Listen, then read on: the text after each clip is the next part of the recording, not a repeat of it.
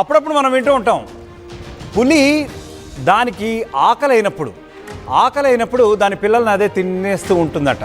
అంటే అది మృగం కాబట్టి దానికి ఆకలి వేసినప్పుడు మాత్రమే తింటూ ఉంటుంది. కానీ ఇప్పుడు నేను చెప్పబోయే ఘటన ఏదైతే ఉందో అందులో మృగాలు కాదు, సాక్షాత్తు మనుషులే ఉన్నారు. అంటే మృగాల కంటే హీనాతిహీనమైనటువంటి ఒక స్వభావం ఉన్నటువంటి ఒక మహిళ గురించి నేను ఇప్పుడు చెప్పబోతున్నాను. ఈ బ్రేకింగ్ న్యూస్ ఏంటంటే, కేరళలోని త్రిశూర్లో ఒక షాకింగ్ ఘటన జరిగింది.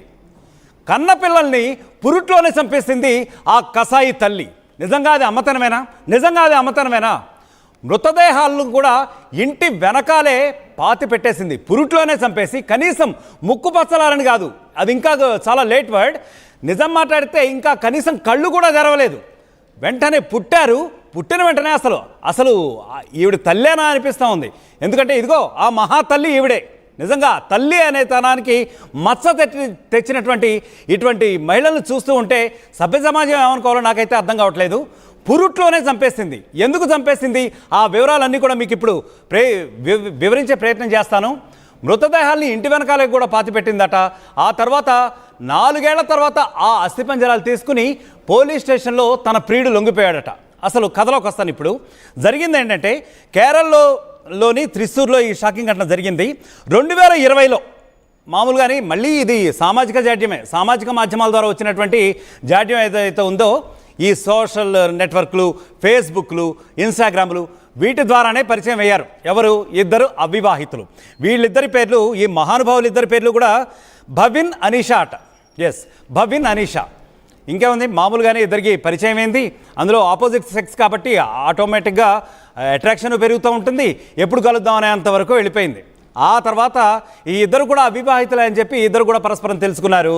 ఆ తర్వాత ఏం జరిగింది, ఇద్దరు కూడా సహజీవనం మొదలుపెట్టేశారు. ప్రేమ చిగురించేసిందనమాట.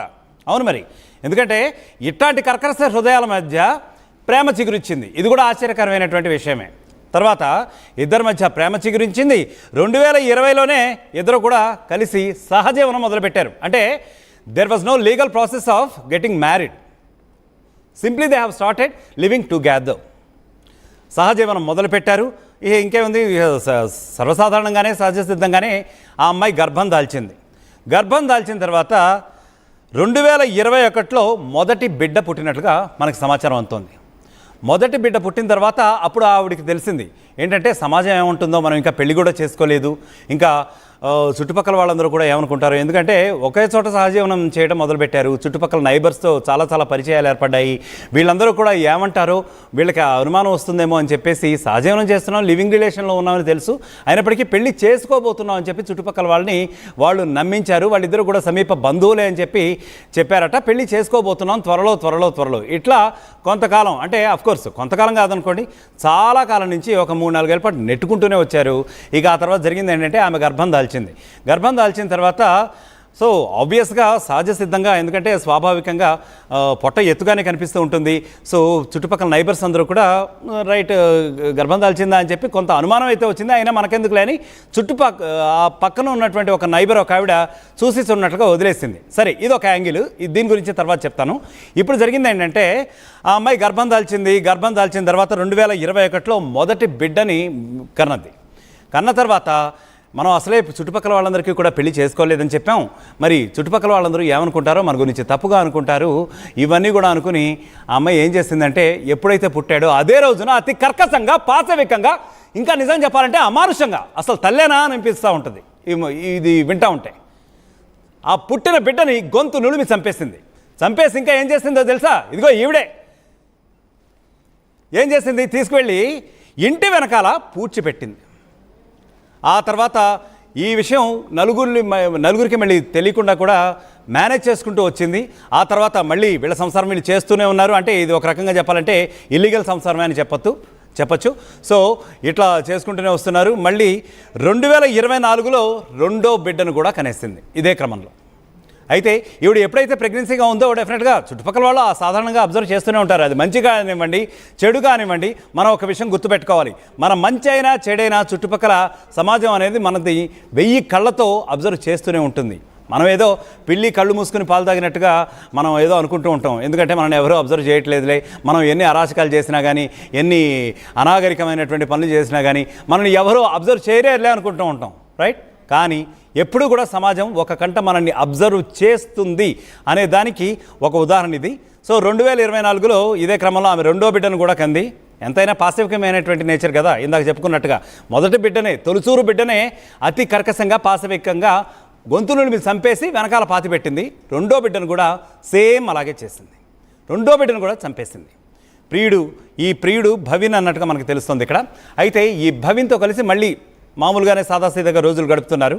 అయితే ఎప్పుడైతే ఆమెకి ఇలా కాలక్రమేణా కొంత కాపురం జరిగాక ఆమెకి ఎందుకో ఒక ఆలోచన వచ్చింది. అదేంటంటే, ఇద్దరు బిడ్డల్ని చంపి పాతి పెట్టాను, నాకు పాపం తగులుతుందేమో, కాబట్టి దానికి పాపానికి ఒక నిష్కృతి చేసుకుందాం అనుకుంది. ఏంటి, పాపానికి పరిష్కారం ఒకటి ఏదైనా చెయ్యాలి అనుకుంది. ఎందుకంటే పాపం చేసిన తర్వాత ఎక్కడో ఆవిడకి ఆలోచన వచ్చింది. ఏంటంటే, ఈ పాపాలకి పరిహారం ఏదైనా చేసుకోవాలి, నిష్కృతి ఏదో చేసుకోవాలి అని చెప్పి ఏం చెప్పిందంటే, ప్రియుడితో అసలు విషయం చెప్పేసింది. ఇట్లా ఇద్దరు బిడ్డల్ని కన్నాను కదా, కన్నిన తర్వాత వాళ్ళిద్దరిని తీసుకెళ్ళి ఇంటి వెనకాల పాతి పెట్టాను అని చెప్పి. అప్పుడు ప్రియుడు అనుకున్నాడు, ఇదేంటి సరే ఓకే అని చెప్పి మొత్తానికి అయితే వెళ్ళేసి ఆ బిడ్డల్ని ఎక్కడైతే పాతి పెట్టారో అవి తవ్విన ప్రదేశాన్ని చూసేసిన తర్వాత ఇంకేముంటాయి అక్కడ, అంతకాలం తర్వాత జనరల్గా వాళ్ళ తాలూకు అస్థిపంజరాలు ఎముకలు మాత్రమే మిగులుతాయి. అవి తీసి అతనికి ఇచ్చింది. అవి తీసేసి దానికి కర్మకాండాలు చేయాలి. మళ్ళీ ఈ శాస్త్రపరమైనటువంటి ఏవైతే ఉంటాయో వీటన్నింటి కూడా ఏం తక్కువ లేదు అతనికి. కర్మకాండాలు చేస్తే ఇప్పుడు చేసినటువంటి మహాపాపం అంతా పోతుందా? అయినప్పటికీ ఆ పాపాలకు నిష్కృతి చేసుకోవాలనుకుందట. అందుకని ఆ ఎముకలు తీసి ఆయన చేతిలో పెట్టిన తర్వాత అతనికి కర్మకాండాలు చేయమని చెప్పి సదరు తల్లి ఉపదేశించింది ఆ ప్రియుడికి. అతను సరేలే అదే పని చేస్తాను అని చెప్పి అవి తీసుకున్నాడు. ఆ అస్థికలు అంటే ఆ ఎముకలు తీసేసుకుని పక్కకు వచ్చాడు. వచ్చిన తర్వాత అప్పుడు అతనికి ఒక చిన్న ఆలోచన వచ్చింది.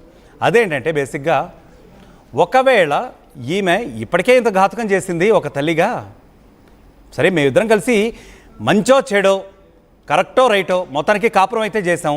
బట్ తల్లి ఎంత తల్లైనా తల్లే కదా, కానీ పురిట్లోనే ఇంత పిల్లల్ని చంపేసింది.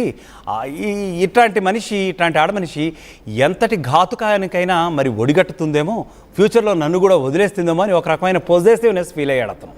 అయిన తర్వాత ఏం చేశాడంటే, అతనికి వచ్చిన ఆలోచనతో అతను ఆ అస్థికలు ఆమె చెప్పినట్టుగా కర్మకాండాలు జరిపించకుండా ఒక చోట దాచిపెట్టి కొంతకాలం వేచి చూశాడు. ఎందుకంటే రేపమన్నాడు. ఇతనుకున్న పొజెసివ్నెస్ వల్ల అతనికి ఎందుకో మొత్తానికి ఇప్పుడు చెప్పినట్టుగా ఆలోచన అయితే వచ్చింది. సో ఒకవేళ నన్ను కాదని ఇంకా వేరే ఎవరితో అయినా వెళ్ళిపోతుందేమో అని ఒక అభద్రతాభావం ఫీల్ అవ్వడం వల్ల ఆ ఎముకలు అయితే అక్కడ వరకు దాచిపెట్టాడు. ఇక్కడ వరకు ఒక యాంగిల్ బాగానే ఉంది. అయితే ఎప్పుడైతే ఆమె వేరే పెళ్లి చేసుకుంటాను, ఇంకా నీతో నాకు పొసగట్లేదు అని చెప్పి ఇతను అనుమానించినట్లు